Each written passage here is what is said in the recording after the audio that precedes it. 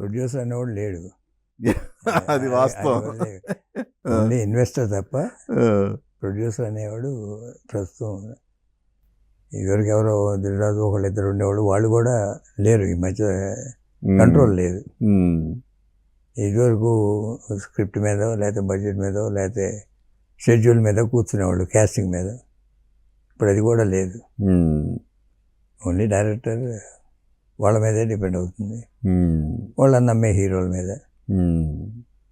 మామూలుగా pre production ఎంత time అనేది తీసుకోవచ్చు, కానీ వన్స్ షూటింగ్ స్టార్ట్ అయినాక you have to make with in that time.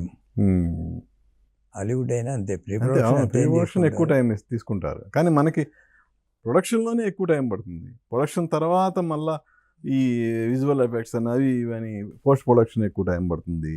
అదే విజువల్ ఎఫెక్ట్స్ కూడా ప్రీ ప్రొడక్షన్ చేసుకోవాలి. అవును, అలా అసలు లేదు కదండి. అసలు మన దగ్గర అంత ఆ ప్రీ ప్రొడక్షన్లోనే అంతా రెడీ చేసుకునే ఇది లేదు అసలు మన దగ్గర. ఆ వాతావరణమే కనిపించట్లేదు. ఇప్పుడు ఇక్కడ వస్తుంది ఇంకెప్పుడు సార్, ఇంకా ఇండస్ట్రీ అంతా